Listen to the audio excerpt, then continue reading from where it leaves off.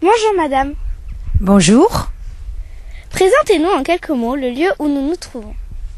Nous nous trouvons ici au Jardin de la Motte, dans la ville de Moguio-Carnon, 7e ville de l'Hérault et première cité médiévale du Bas-Languedoc au Moyen-Âge.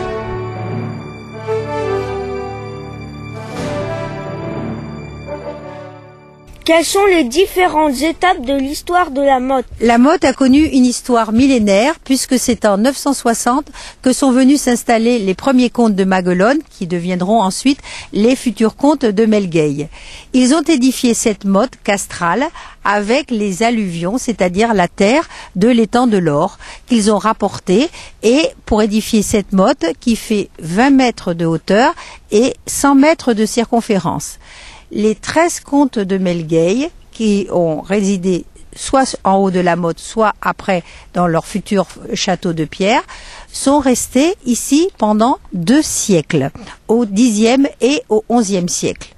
Puis enrichis grâce aux deniers melgoriens, ils vont pouvoir s'édifier un château de pierre un peu en contrebas où ils régneront pendant 3 siècles encore. Ensuite, cette motte devient abandonnée pour devenir une terre de pâturage jusqu'au XVIIIe siècle où il se trouvera tout en haut de la motte un moulin à vent.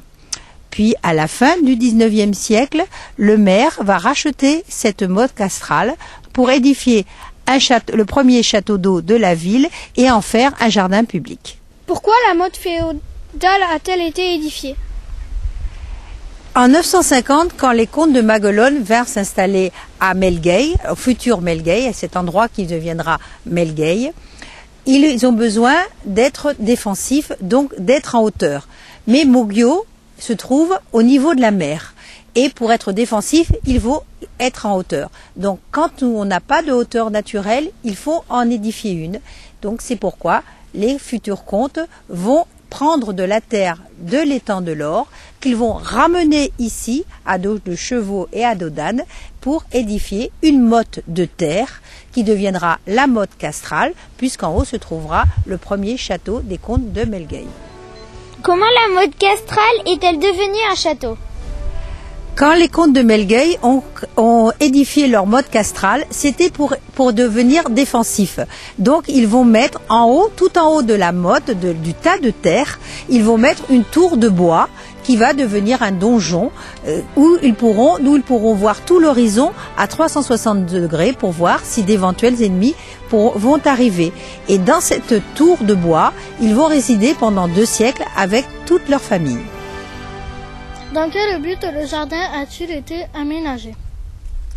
Au début du XIXe siècle, le maire de Moguio, M. Ranchin de Massilla, en 1820, va décider de racheter ce lieu, le lieu de la motte, qui était un bien privé, et pour le transformer en jardin public. Et c'est un autre maire, M. Victor Heim, en 1890, qui va faire dessiner les plans pour en faire un jardin public.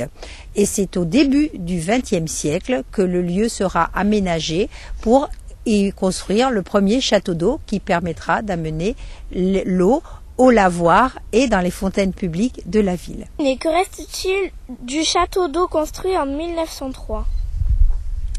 C'est en effet au début du XXe siècle que Moguio, enrichi grâce à la viticulture, va pouvoir se doter de nouveaux progrès, dont un château d'eau qui sera édifié à l'emplacement exact où se trouvait le premier donjon, le premier château des comtes de Melgueil. De ce château d'eau, il reste encore le réservoir, bien sûr qui ne contient plus d'eau, mais à l'intérieur